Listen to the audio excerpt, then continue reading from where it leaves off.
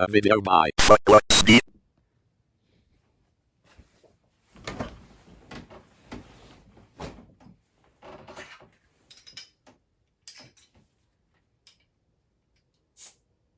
I first played Elden Ring about a year ago.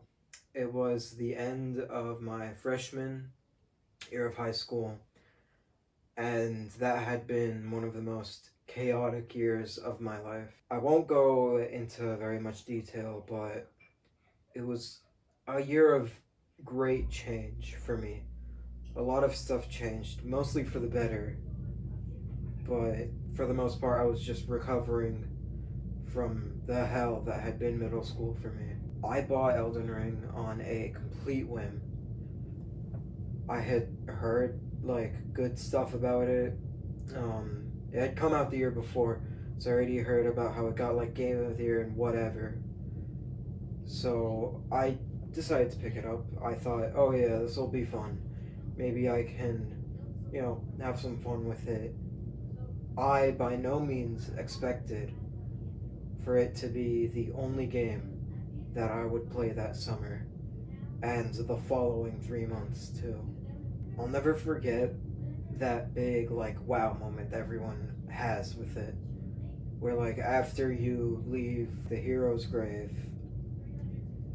you open the stone door and you just get hit by the Erd Tree and Limgrave and the tree sentinel in the distance. It was wow. It knocked me. That really stunned me. And I remember walking out to that first sight of grace. It was about 12 at night.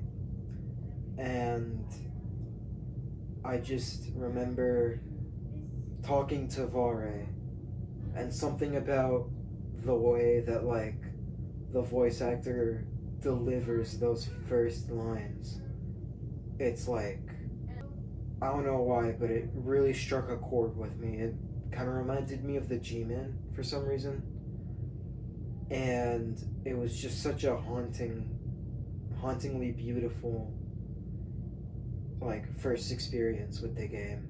That wasn't what really made me deeply fall in love with the game. What really hit me was going into the trap chest in Eggheel Lake, getting stuck in Caelid. And what most people did is they rested at the site of grace in the cave and warped back. But that's not what I did. What I did is I rode out into the swamp of Aeonia because I didn't know that you could fast travel whenever at the time. If you haven't noticed yet, I suck at video games. I remember riding out and seeing that red sky and riding into Celia and seeing all the wizards, passing by Gaurishek and the huge dog. And that was truly horrifying. I mentioned that Vare was horrifyingly beautiful. I really mean it when I say that Caelid knocked me dead. It was that moment where I realized, oh my god, this might be one of the best games ever made. From there on, Elden Ring basically became my life. It was all I played, it was all I talked about, it was all I would watch on YouTube about. It was just it was my thing, it was my personality for 4 entire months. Not only was Elden Ring just a plain good game, but story-wise, it was just one of the most enthralling pieces of media ever. I remember watching all the lore videos, reading all of the item descriptions, watching all the boss lore stuff. It was almost incomprehensible to me that they filled this game up with so much stuff for you to do and learn and understand. The big thing for me was those big stone obelisks in Limgrave where like it looks like they came from some kind of explosion. When I was riding around and seeing them for the first time, not knowing that much about the lore, I thought, oh yeah, it's probably from an explosion in Stormvale Castle, because that's what it looked like to me. No, it's actually like part of this huge endgame area called Fair Mazula, and like, yeah, it was just so crazy to me. I remember a lot of people saying that like, oh yeah, it falls off in the last third. After you beat Morgoth, it kind of falls off.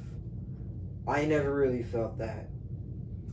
I just kept powering through it. Because, like, after Morgoth, you have Castle Sol, you have mountaintops. And honestly, I think mountaintops is a really good area. I love snow areas. And just something about the contrast between, like, the fire monks and the fire giant and all, like, the relentless snow. And then you also have the snowfields and then the Halig tree. Oh my god, the Halig tree is probably my favorite area. Because, like, it's BS. The Halig tree is BS. But, like, I just love this idea of there being, like, this new age waiting to come that never was. I would finally beat the game in November of that year after about 150 hours.